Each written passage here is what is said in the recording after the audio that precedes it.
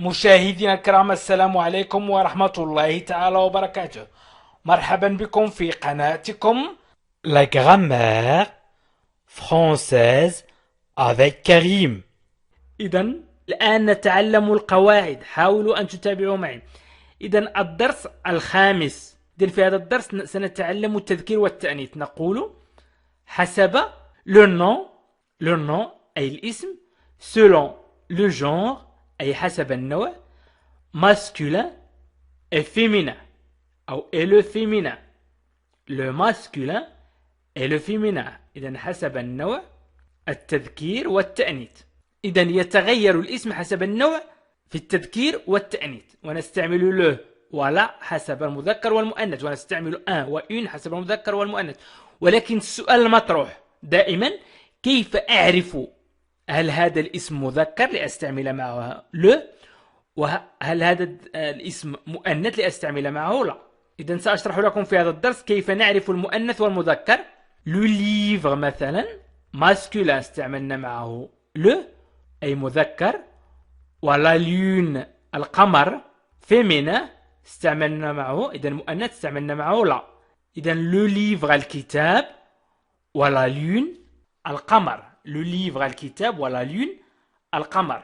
إذا remarque هي ملاحظة. سأقدم لكم ملاحظة صغيرة. Remarque 1: la présence de certains suffixes ou terminaisons permet de reconnaître le genre des noms. إذن remarque ملاحظة. remarque 1 ملاحظة أولى. إذن وجود بعض نهايات الكلمات. إذن بعض نهايات الكلمات تمكننا من أن نعرف نوع الأسماء. إذن تمكننا من أن نعرف نوع الأسماء. إذن la présence de certains suffixes ou terminaisons permet de reconnaître le genre des noms. سأضع جدول. إذن في هذا الجدول سأقدم لكم الطريقة التي نعرف بها المذكر والمؤنث، رغم أن هناك استثناءات ولكن لا يهم. إذن هذه الاستثناءات لا تهم كثيرا. إذن حاولوا فقط أن تعرفوا متى نستعمل له ولا بالنسبة للعموم. إذن بالنسبة للخانة الأولى سنكتب suffix de nom masculin أي نهاية الأسماء المذكرة. نهاية الاسم أي الحروف التي ينتهي بها الاسم. سأشرح ذلك. example أمثلة. سأقدم لكم كلمات كأمثلة. وأيضا suffix de nom féminin نهاية الأسماء المؤنثة. عفوا كتبت masculin féminin. أمثلة. إذن suffix de nom féminin. وأيضا suffix de nom masculin أي نهاية الأسماء المؤنثة ونهاية الأسماء المذكرة. الفرق هو نهاية كل كلمة. إذن حاولوا أن تتابعوا معي. نقول âge نهاية الاسم تكون âge. إذا كانت نهاية الاسم تكون âge مثل le nettoyage. إذن عندما ينتهي الاسم بâge فإنه اسم مذكر. نستعمل le أو un. إذن le nettoyage التنظيف إذن ينتهي بâge. وأيضا elle مثلا le travail elle نقول elle أو I. إذن le travail العمل إذن هو اسم مذكر. إذن رغم أن هناك استثناءات فكل الأسماء التي تنتهي بâge وأي كلها أسماء مذكرة. وأيضا AIN نقول مثلا un romain. إذن un romain مذكر أو le romain. أيضا الأسماء التي تنتهي ب AMENT مثل un médicament.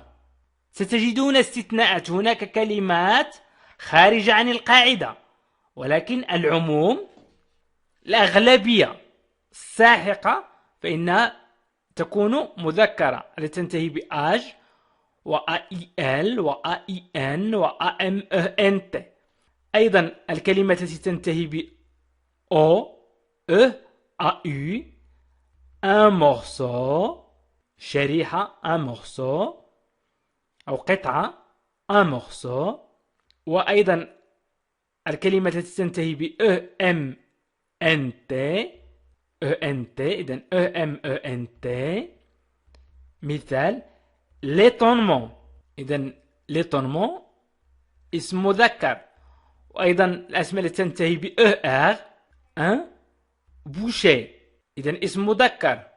وأيضا الأسماء التي تنتهي ب IER un prunier. وأيضا الأسماء التي تنتهي ب I2LON un rédéant. وأيضا الأسماء التي تنتهي ب IN un ravin.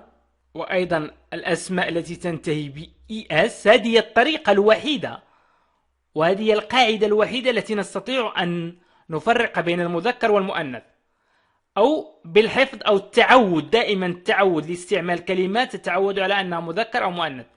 أي الكلمة التي ستنتهي ب ES un hachis. وأيضا التي تنتهي ب ISME le racisme. وأيضا التي تنتهي ب OIR le territoire. وأيضا التي تنتهي ب TEUR un alternateur. إذا قلنا le nettoyage, le travail, un romain, un médecin, un morceau, l'étonnement, un boucher, un prunier, un ridaillon, un ravin, un haché, le racisme, un alternateur. الآن سأمر إلى نهاية الأسماء المؤنثة. Suffixe de nom féminin. Suffixe de nom féminin أي نهاية الأسماء المؤنثة. Suffixe de nom masculin أي نهاية الأسماء المذكرة. نقول ADE une bignade. AIE une cerisier. Cerisier. AI2L une canaille. AINE une quinzaine. AISON une ساليزيون. إذا سألتكم ما معنى une ساليزيون فالعديد منكم لا يعرفها. une ساليزيون وهو التمليح عندما نملح شيئا ما. وأيضا une canaille يمكن أن نقول الوغد canaille. une بينياد أي اصطياف أو سباحة نقول اصطياف. عندما نذهب إلى الشاطئ مثلا للسباحة نقول une بينياد. سوريزيي أي يمكن نقول مكان لزراعة الكرز. سوريز الكرز. une سوريزيي مكان لزراعة الكرز. une quinzaine أي مجموعة من 15 مثلا. une quinzaine مجموعة من 15. إذن ANCE أي الكلمة التي تنتهي ب ANCE le croyance. وأيضا ANDE une réprimande. وأيضا accent E une visée. وأيضا IE la charcuterie. وأيضا I2LE une brindille. brindille. وأيضا ISE الكلمة التي تنتهي ب ISE la franchise. la franchise. وأيضا ISON une garnison. أيضا الكلمة التي تنتهي ب ITUDE la solitude. وأيضا الكلمة التي تنتهي ب OIRE une écumoire. وأيضا الكلمة التي تنتهي ب SION la passion. SION la passion. والكلمة التي تنتهي ب TE accent la beauté. والكلمة التي تنتهي ب TION أي sion une attention. une attention. وأيضا الكلمة التي تنتهي ب TRICE une motrice. وأيضا الكلمة التي تنتهي ب URE ك la culture. إذن عن طريق هذا الجدول يمكنكم أن تفرقوا بين le nom masculin و le nom féminin، الاسم المؤنث والاسم المذكر، رغم أن هناك استثناءات فهي بسيطة جدا. إذن هذا الجدول مهم جدا، حاولوا أن تكتبوه وحاولوا أن تستعملوه يوميا، سيساعدكم على أن تفرقوا بين المؤنث والمذكر. إذن تكلمنا عن الملاحظة الأولى remarque، الملاحظة الأولى وجود بعض نهايات الكلمات تمكننا من أن نعرف نوع الأسماء. إذن تكلمت عن نهايات الكلمات. في الملاحظة الثانية إذن remarque de quelques catégories de noms appartiennent à un genre déterminé.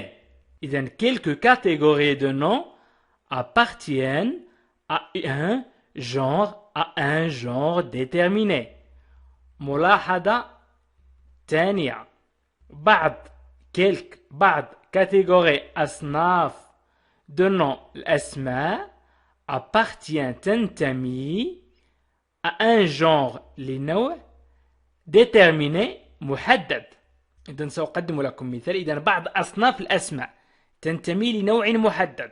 إذن ce sont des noms masculins، هي أسماء مذكرة، أي كل أسماء مثلا للنوع d'arbre، أسماء الأشجار، مثلا un chêne، un pin، un pommier. إذن كلها أسماء الأشجار، un chêne، un pin، un pommier. عندما تجد اسم شجرة فاعلم أنه مذكر. le nom de métaux، le fer أي أسماء المعادن، le fer، le zinc، le cuir. إذن le fer وهو الحديد وهو اسم مذكر، le zinc وهو الزنك وهو اسم مذكر، le cuivre وهو النحاس وهو اسم مذكر. وأيضا les noms de langue، أسماء اللغات، نقول le français أي الفرنسية، le chinois الصينية. إذن أسماء الأشجار، أسماء المعادن، أسماء اللغات هي أسماء مذكرة. إذن الملاحظة الثانية هي أن جميع الأسماء التي تنتمي مثلا أسماء الأشجار أو أسماء المعادن أو أسماء اللغات هي أسماء مذكرة. أي عندما تسمع اسم شجرة فاعلم أنه اسم مذكر، عندما تسمع اسم معدن فاعلم أنه اسم مذكر، إذا سمعت اسم لغة فاعلم أنه اسم مذكر، اسم اللغة مباشرة le français، le chinois، إذن فهو اسم مذكر. ce sont des noms féminins، أسماء العلوم هي أسماء مؤنثة. les noms des sciences نقول la physique، la chimie، أسماء العلوم. إذن exception le droit فقط أي الحقوق est un nom masculin. إذن جميع أسماء العلوم هي أسماء مؤنثة كالفيزياء والكيمياء، فقط باستثناء الحقوق le droit، الحقوق هو الاسم فقط المؤنث le nom masculin. إذن استثناء الحقوق هي كلمة مذكرة. إذن ما استفدناه من هذا الدرس هو طريقة التفرقة بين المؤنث والمذكر، لأنه من الصعب جدا عند الجميع وخصوصا المبتدئين أن يفرقوا بين المذكر والمؤنث. يعني عندما يتكلم أو عندما تتكلم أو عندما تتكلمون تجدون مشكل، هل أستعمل une أو هل أستعمل le ولا، وأيضا l'accord أي الربط بينه وبين كلمات أخرى سواء adjectif أو adverb، لا نعرف هل نربطه كمؤنث أم نربطه كمذكر. وشكرا لكم وإلى درس آخر إن شاء الله. أيضا هناك دروس عديدة جدا للقواعد، دروس عديدة ومفصلة. إذن حاولوا مشاهدينا الكرام أن تتابعوا معنا جميع الدروس إن شاء الله بإذن الله في هذه القناة، فدروسها مهمة. وحاولوا أن تضغطوا على الروابط أسفل الفيديو في خانة الوصف وفي خانة التعليق، أو اضغطوا على اسم القناة La Grammaire Française avec كريم، واضغطوا على بلاي ليست أو قوائم التشغيل، ستجدون جميع الدروس مرقمة ومرتبة بالشكل الصحيح. وشكرا لكم مشاهدي الكرام، وإلى لقاء آخر فيديو آخر إن شاء الله. عزيزي المشاهد، لا تنسى أن تشترك في القناة ليصلك كل جديد.